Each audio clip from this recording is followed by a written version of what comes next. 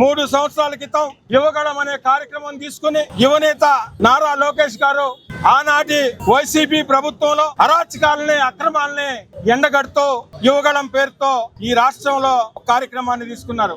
యువగళం ఈ రాష్ట్ర రాజకీయాలని సమూలంగా మార్చేసింది. ఆ యువగళం ఈ రాష్ట్రంలో ఒక గేమ్ చేంజర్ గా నిలిచింది.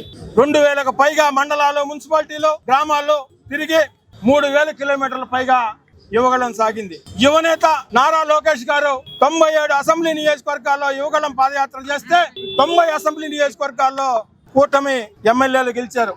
ఆ యువగళంలో ఏదైతే హామీలు ఇచ్చారో ఈ ప్రభుత్వంలో ప్రతి ఒక్క హామీని కూడా ఒక్కొక్కటి నెరవేర్చుకుంటూ వస్తున్న వ్యక్తి యువనేత నారా లోకేష్ గారు. అదేవిధంగా ఇంతవరకు ఏ నాయకుడు రాయలసీమలో ఇన్ని రోజులు పాదయాత్ర చేసిన దాఖలాలు లేవు. రాయలసీమ ప్రేమతో, అదేవిధంగా దక్షిణ కోస్తా దద్దరిల్లింది.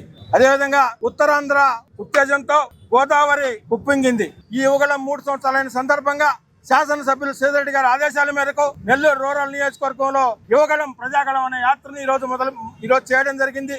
ఈ కార్యక్రమానికి ముఖ్య అతిథులుగా విచ్చేసిన గౌరవ పార్లమెంట్ సభ్యులు వేమిరెడ్డి ప్రభాకర్ రెడ్డి గారికి, జిల్లా తెలుగుదేశం పార్టీ అధ్యక్షులు గౌరవ శాసనమండలి సభ్యులు బేదా రవిచంద్ర గారికి, నగర ఇన్ఛార్జి మేయర్ రూప్ కుమార్ యాదవ్ గారికి, అదేవిధంగా కార్పొరేషన్ చైర్మన్ జడ్ శివప్రసాద్ గారికి, ఇంకా ఈ రోజు నెల్లూరు రూరల్ నియోజకవర్గంలో ప్రతి ఒక్క ప్రాంతం నుంచి కూడా 26 డివిజన్ల నుంచి 18 గ్రామాల నుంచి అశేషంగా ఈ యువగళం ప్రజాగళానికి ఇచ్చేసిన తెలుగుదేశం పార్టీ నాయకులు, కార్యకర్తలు కూడా ప్రతి ఒక్కరు కూడా చేతులెత్తి నమస్కరిస్తున్నారు. యువగళం 3 సంవత్సరాలు పూర్తయింది. మన లోకేష్ బాబు ఆయన పాదయాత్రలో ప్రతి దగ్గర కూడా యువతులు, ఉపాధి, చదువులు ఈ రెండిట్ల మీద ప్రతి దగ్గర కూడా అతన్ని అడగడం, దాన్ని మనసులో పెట్టుకొని ఈరోజు అతను ఆ శాఖ తీసుకోవడం. ఎడ్యుకేషన్ అనేది చాలా ముఖ్యం. మనం ముందు ఎడ్యుకేట్ చేయగలిగితేనే ఉపాధి వరకు వచ్చేది. దాదాపు మన రాష్ట్రానికి ఎక్కడ లేని ఐటీ కంపెనీలు తీసుకురాగలుగుతున్నాడు.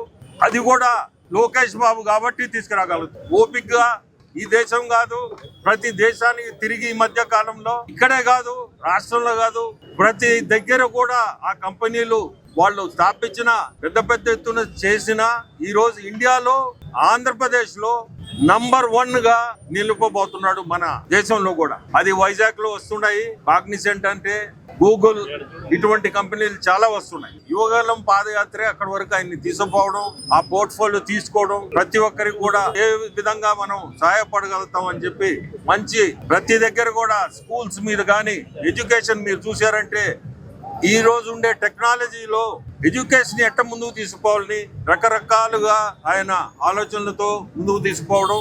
రూరల్ కాన్స్టిట్యున్సీలో శ్రీధర్ లేడు, కానీ వాళ్ళ తమ్ముడు గిరి కాబోయే ఎమ్మెల్యే ఈ ఇంత పెద్ద కార్యక్రమం ఇంత పెద్ద ఎత్తున చేయడం కూడా చాలా సంతోషం. అట్నే మన జిల్లా అధ్యక్షుడు బీదా రవిచంద్ర గారు, మేయర్ రూప్ కుమార్ గారు అందరూ దీంట్లో పార్టిసిపేట్ చేయడం కూడా చాలా సంతోషం. ప్రతి ఒక్కరికి కూడా ధన్యవాదాలు. సుమన్ టీవీ న్యూస్ ప్రపంచానికి దర్పణం.